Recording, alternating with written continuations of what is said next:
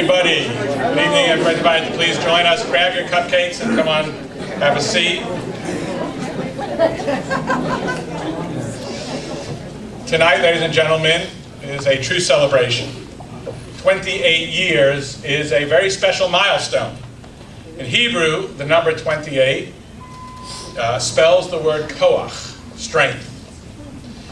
Now, in society, we have different ways of demonstrating strength. There's financial strength, military strength, political strength. But what I've learned in my 28 years here in Columbia is that when it comes to real meaning of strength, I believe that we find strength by becoming a community. I think a community is essential to a spiritual life. Our holiest prayers require a minyan, a community. When we celebrate or when we mourn, we do so as a community. Even when we confess our failures, we do so as a community. We find God in our community. We develop virtue and strength of character and a commitment to the common good. All this takes place in a community. And a community is local. It is a society with a human face. It's the way we work. It's the work that we do to make ourselves better. Community is the answer to the existential loneliness that plagues so much of our society. So tonight, I want to give thanks to our community. I want to thank those of you here tonight for accepting the Epsteins, the Mullers, the Marises, and now a new generation of Epsteins as part of your Columbia community. Thank you for trusting us with your children, with your teenagers, and now with your college students. Thank you for allowing us to play a role in helping to serve this wonderful community. John, you'll remember your Uncle Lee's advice to me when I first came to Columbia. He told me, don't unpack. Well, Uncle Lee, we did unpack. And we are continuing to unpack. With everyone's help here, we've unpacked the Jewish Day School. We've unpacked the mikveh, a shul, a Jewish Learning Institute, a summer camp program, a Rosh Chodesh society, and on and on and on. And most recently, we have unpacked a second generation. My son, Yisroel, and his wonderful wife, Shlomit, are here now living in the community and working together with Hillel, with AEPI, and with the entire community to bring an increased level of enthusiasm and excitement and inspiration to our college students. I want to make a special mention of my colleague, Barry Abels, who has become a very important and fundamental part of our community, a real pillar of our community, and has brought our community together in many ways, and I'm very grateful for his efforts, and I want to thank him and applaud him.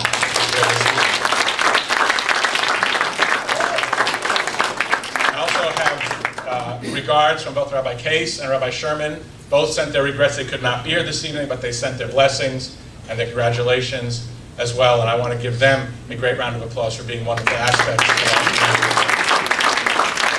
So thank you, ladies and gentlemen. I think we're in for a wonderful treat. Rabbi Levi is going to be our MC, so I'm going to ask him to come up here and tell you about the program this evening.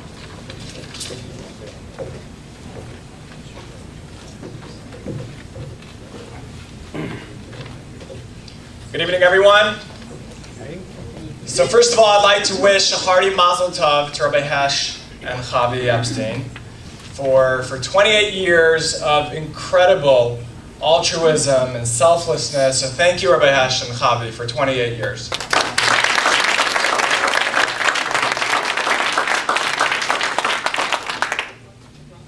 On that note, if anybody has pagers or cell phones, if you can please turn them off and put them on vibrate, out of respect for everyone here. So the schedule, the program for this evening is as follows. We will first hear a brief tribute from Dr. Levine. John Baker will then introduce our keynote speaker who will talk for approximately 35 to 40 minutes. And then we will have Q&A. The Q&A, if you have questions, you can write it down on index cards that we will go around and hand out if you didn't get one already. And then John will read them to our keynote speaker. Following that, we will have book signings and book selling. If you don't have a book and you want it, that will be at the registration table. 6 years ago, we founded something called the Jewish Learning Center. Basically, the Jewish Learning Center was going to be a program that would deliver quality speakers but more importantly, not just inspirational, but Jewish quality speakers.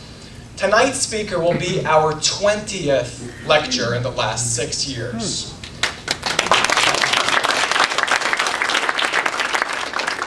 Just a quick recap for some of those. We started off with the son of Hamas, okay? Again, the guy whose dad founded Hamas, a terrorist organization, who eventually worked for Israel, the Shin Bet. Somebody just told me that he just spoke at AIPAC this year, but we have like 4 years on AIPAC.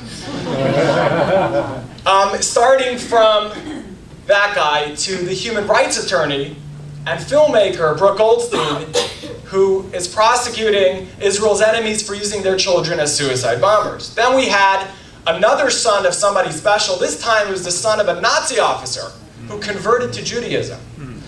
Then we had the last Nazi hunter from the Simon Wiesenthal Center.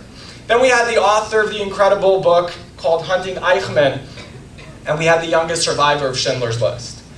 The Israeli paratrooper in Entebbe to mind and control from one of the Israeli special forces that came here and taught us how they do mind and control. We've had so many more. We had the Israeli consulate for media affairs, the rabbi in the Vatican, educational speakers, and so on. So I'd like to thank all of the generous sponsors of these programs for the last 6 years, and leading the charge for this cause was Ellen and Fred Seidenberg. Thank you so much.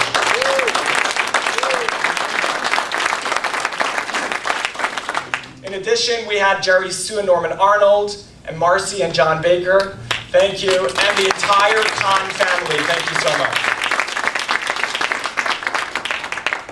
In addition to the above sponsors, tonight's event is sponsored as well by Nina and Arnie Levine. Thank you. Moss and Penny Blackman, Harold and Clarky Friedman, Marilyn and Andy Safran, Robert London, and co-sponsors for tonight's event, as well as many other events in this series, is the Columbia Jewish Federation. Thank you all so much. So while many in the community may not know him well, he's a very humble, kind, and a generous person. He's generous and very involved in many ways, but I can't tell you because he's very humble. But he is, take my word for it, and anybody else that knows him. He's the most senior member of our congregation, and he's the past president of the Chabad Olive House. We've asked him to bring greetings on behalf of the membership of the Chabad Olive House, our dear friend, Dr. Arnold Levine.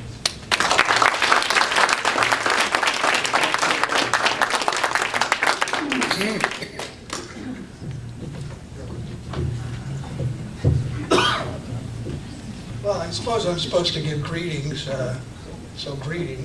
You heard the rabbi go on about the mikvah and the shul and on and on and on. Well, I'm the on and on and on, the unmentionable. First, I want to thank our distinguished speaker who has indulged me in appearing before him, before his illuminating dissertation. And I also want to thank, I have trouble remembering my own name, so I have to, let's see, oh yeah, it's Rabbi Lepstein and Rabbi Levy for nudging me into honoring the memory of two of our past presidents, Alan Whitten and Fred Blank. Both of them, Alan passed away just a few weeks ago, and Fred some time ago. Both of them were here, can you hear me all right with this thing? Okay. Both of them were here at the inception of the Chabad House about 30 years ago. I can't remember 28, 30 is about 30 years ago, when this house was just a closet in Rabbi Epstein's residence. Before I get into this thing, I want to tell a story about tributes, because I'm supposed to be giving really a tribute to these two great men. And I want to tell you one story about how some people feel about tributes. And this is about Chaim Shmulevitz of 24th Avenue and 84th Street in Brooklyn, New York, and Bensonhurst, who went to his rabbi with a most unusual request. He wanted the rabbi to make a tribute to his dog, Buster. Now listen, if you've heard this story, don't stop me, because I really want to hear it again.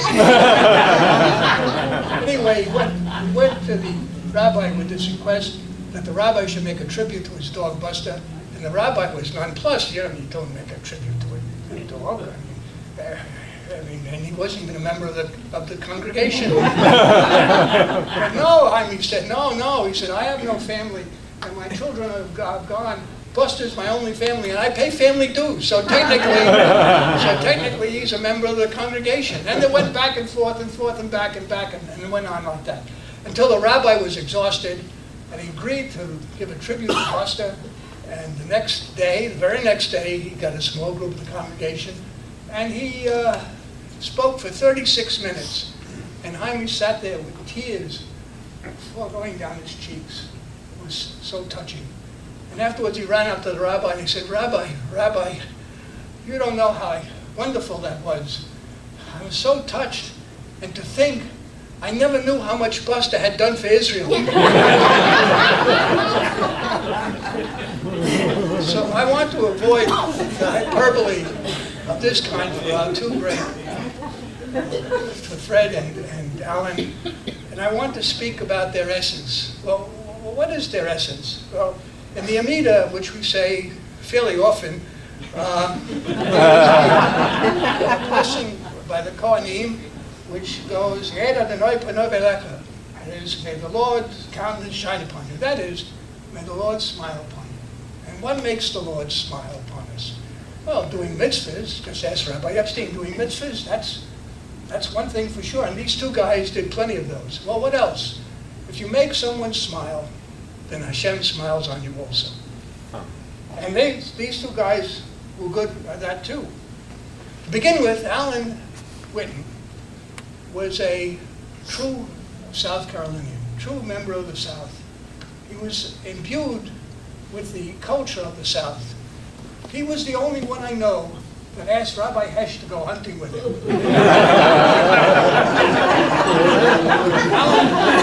Alan was born in Gastonia, here in South Carolina, and he loved South Carolina. And his attitude was, he loved South Carolina, and he loved being Jewish. He would often say to me, and say to other people, that if you expressed your Jewishness openly and boldly, that the people of this state would appreciate and support you.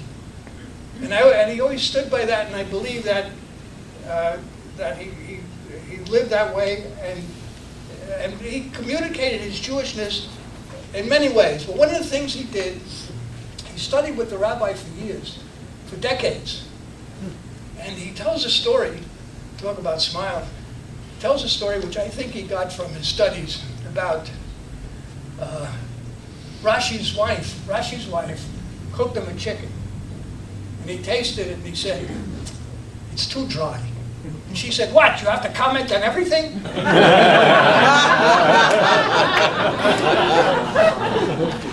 No matter what, these two guys made Hashem smile.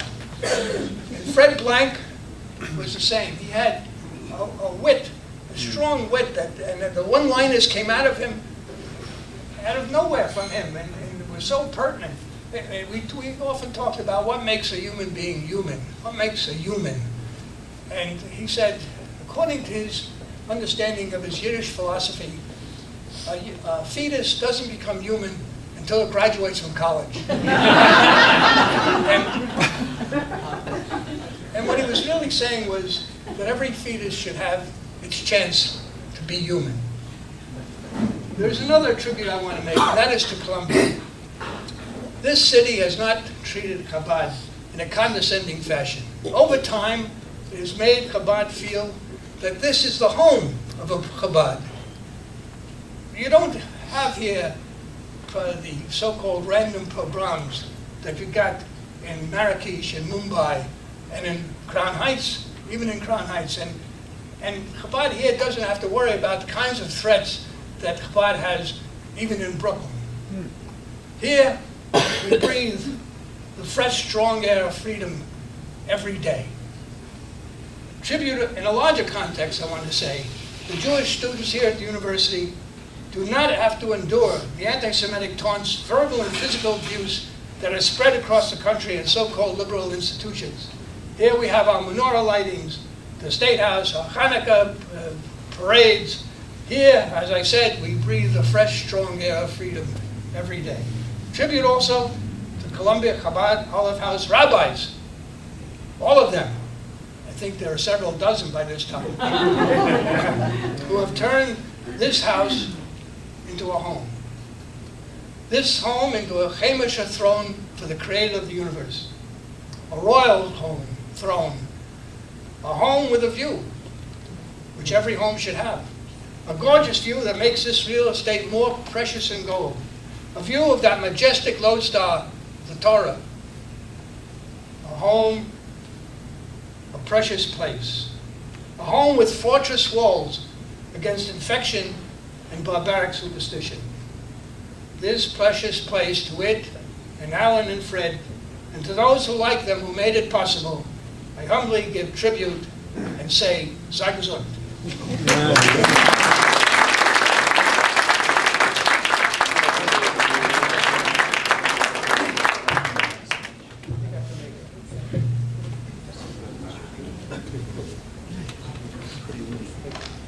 Thank you so very much, Dr. Levine.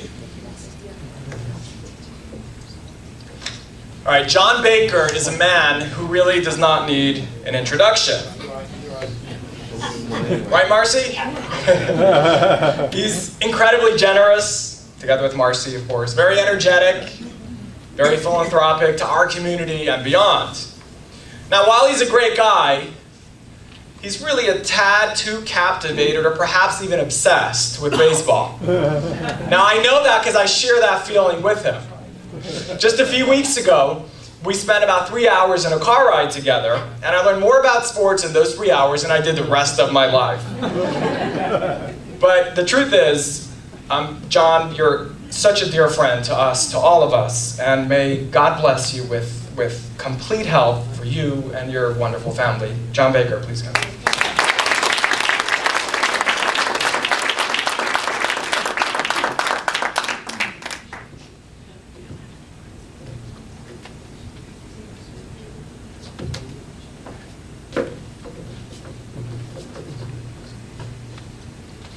Thank you, Rabbi. Can you hear me? Yeah. Rabbi Joseph Telushkin was named by Talk Magazine as one of the 50 best speakers in the United States.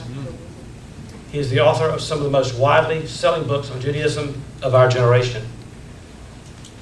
But in addition to his books on Judaism, Rabbi Telushkin has published several novels. One of them, Heaven's Witness, was later developed for a TV movie to air on CBS. Rabbi Telushkin's book, Words That Hurt, Words That Heal, became the motivating force behind Senator Joseph Lieberman and Senator Connie Mack's 1996 Senate Resolution number 151 to establish a National Speak No Evil Day. Another of his novels, An Eye for an Eye, became the basis for 4 episodes of the Emmy Award-winning TV series, The Practice, and Joseph has also co-written 3 additional episodes of that program. He also co-wrote an episode of the TV series Touched by an Angel. Y'all remember that? For Kirk Douglas, no less. The rabbi was the co-writer and associate producer of the 1991 film The Quarrel. Rabbi Telushkin was ordained at Yeshiva University in New York and pursued graduate studies in Jewish history at Columbia University. He resides in New York City with his wife, Devorah Menashe Telushkin, and their 4 children. He lectures throughout the United States, serves as a senior associate of Kalal on the board of directors of the Jewish Book Council, and a spiritual leader of the Synagogue for Performing Arts in Los Angeles, California. He is here tonight to talk with us about his most recent book, Rebbe, The Life and Teachings of Menachem M. Schneerson, the most influential rabbi in modern history. Ladies and gentlemen, please join me in a warm welcome for one of the leading Jewish thinkers, writers, and teachers of our generation, Rabbi Joseph Telushkin.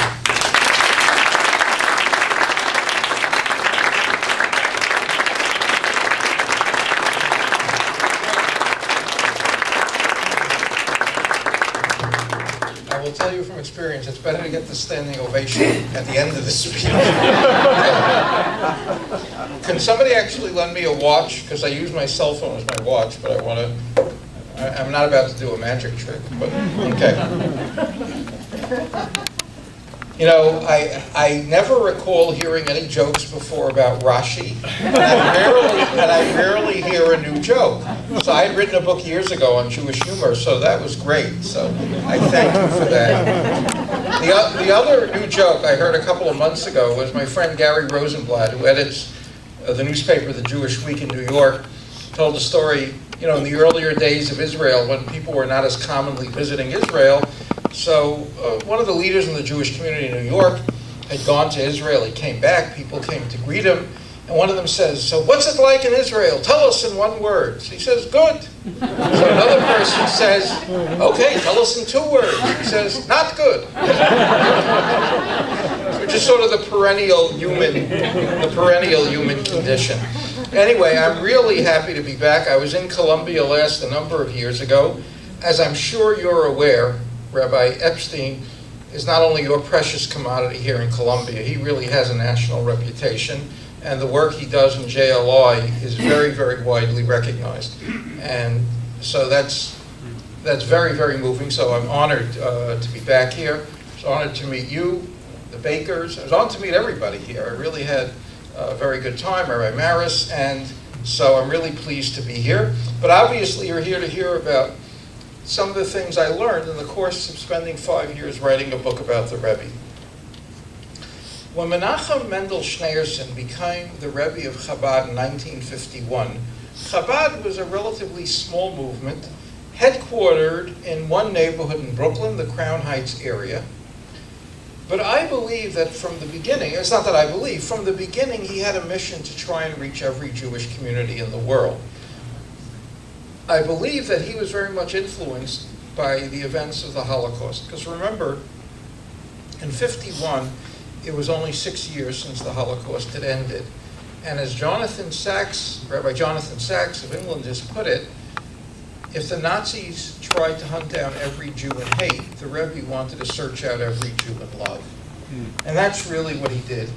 And therefore, some remarkable things happened. Chabad, for example, today has Chabad houses in 49 of the 50 American states. If you know the answer to this question, please don't say it. But if you don't know the answer, which would you guess? And raise your hand. Which would you guess is the one state that doesn't yet have a Chabad house? Anybody? Yes. Wyoming has a Chabad house. And I just, oddly enough, spoke to someone this week who called me about something else from Jackson Hole, Wyoming. And I said, "Do you happen to know the Chabad there?" And he immediately mentioned the rabbi's name. Yes, Jackson Hole, Wyoming, that well-known center of Jewish life. Yes. Alaska, I had the zechut, I had the honor of speaking in late September between Rosh Hashanah and Yom Kippur. I spoke at the Chabad in Anchorage, and there were 250 people present, including about 20 who regard themselves as B'nai Noach, children of Noach, people who studied the 7 laws pertaining to non-Jews. And yes, so it's surprisingly active. They've had events at which, this will not necessarily arouse great admiration here, but they've had events at the Chabad of Alaska attended by Sarah Palin. So, they've had outreach, but it cuts across cuts across political lines. Okay, another guess. North Dakota. North Dakota has a Chabad house. I was present, you were probably also present. You know, every year at the Kinos, the gathering of Shluchim, they announce the new states. I was present when North Dakota got announced, and then I was also present when the 49th got announced, and that was Mississippi. Yes? Wyoming was... Utah has had a Chabad for about 30 years. The rabbi's on good terms with the Mormon church there. Look, other places people have guessed, Hawaii. And I remember I once said to someone, they guessed Hawaii, let me ask you a question. If you were a Chabad shliach, given a list of 50 states, do you really think Hawaii would be number 50? Somebody recently guessed Montana. I spoke to the shliach Brook, Rabbi Brook in Montana, whose goal he has set himself is to get every single Jewish family in Montana to put up a mezuzah. And the Jews are very spread out. He had recently been in a city in Montana that this is really the name of the city. It sounds like a shtetl, Whitefish. You've been in Whitefish, Montana. The answer is, whoever guessed North Dakota came as close as you could be. South Dakota. It's South Dakota. Every year, how many of you know where the largest Seder in the world is held? India. Kathmandu, Nepal. 1,100 people. As many as 1,200 have attended it. Overwhelmingly, they're Israelis. As you might know about the culture of Israeli society, you get young men are drafted into the army at 18. Women are also drafted, but it's more arduous as a rule for the males. When they go out, it's very common to go traveling around the world. And they try and also go to places that are less expensive. So a lot of young Israeli backpackers go, and it became an international event to go to the Seder in Kathmandu. The Rebbe's outreach was profound. Almost a decade after the Rebbe's death, Rabbi Eric Yaffe, then the president of the Union of Reform Judaism, declared at their biannual convention, "It is hard for me to say this, but I will say it nonetheless. We must follow the example of Chabad." The Rebbe's impact was not restricted, however, just to the Jewish community. One of the fascinating stories I came across in the course of writing this book, in 1968, Shirley Chisholm became the first black woman ever elected to the House of Representatives. She represented Bedford-Stuyvesant and also Crown Heights. And she arrives in Congress. Now remember, 68 was only 4 years after the passage of the landmark 1964 Civil Rights Bill. Southern Democrats still played a very dominant role because the Democratic Party so dominated, and many of these people, unfortunately, were racists, and they weren't particularly pleased with Chisholm's election, so they put her on the Agriculture Committee. Now remember, Chisholm represented Bedford-Stuyvesant, and Crown Heights. One New York newspaper headlined her appointment, "A Tree Grows in Brooklyn." So she was very upset. This was not a shy woman. And she made her upset unknown. And she gets a call from Rabbi Chodakov, the Rebbe's top aide, and says the Lubavitcher Rebbe would like to meet with you. He was actually one of her constituents. Chisholm knew the Rebbe. She didn't know him well, but she had visited 770 when she was running for office, which was very common in New York. And the Rebbe, of course, would not endorse individual candidates, but he would cordially receive everyone. She comes in to see the Rebbe, and the Rebbe says, "I understand you're upset." She said, "I'm insulted and I am angered because why did I go to Congress? I want to do work in education. I want to do work in labor. A whole area I want to address, and they've, made me very peripheral." And then the Rebbe said to her, "What a blessing God has given you. This country has so much surplus food. There are so many hungry people. You can use this gift that God has given you to feed hungry people. You just need to find a creative way to do it." On her first day in Congress, she makes a connection to Bob Dole, a Republican senator from Kansas, who's obviously very concerned with the farmers there who at the time were overproducing and there was excess of food. She and Dole play a key role in expanding food stamps. Chisholm later on plays a very key role in establishing WIC, women, infants, and children, to provide for the most vulnerable people.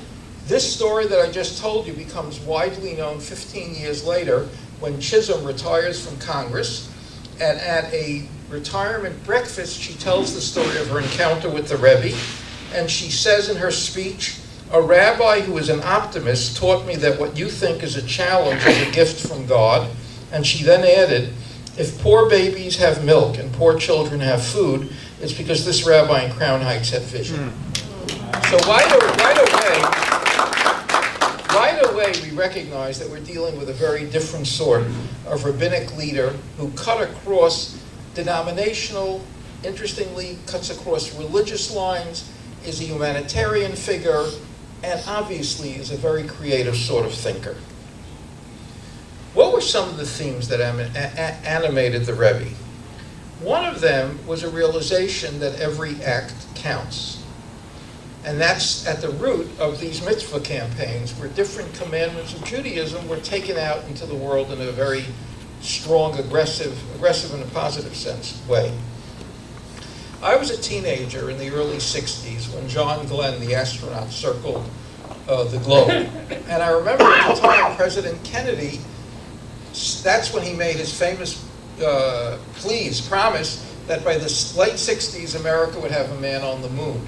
But in the context of that speech, Kennedy quoted a well-known Chinese proverb, "A journey of 1,000 miles begins with a single step." The Rebbe understood that any step could be the step towards leading a person to a life of great Jewish commitment.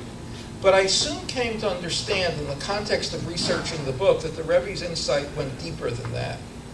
The Chinese proverb suggests that every step matters because it's part of a 1,000-mile journey.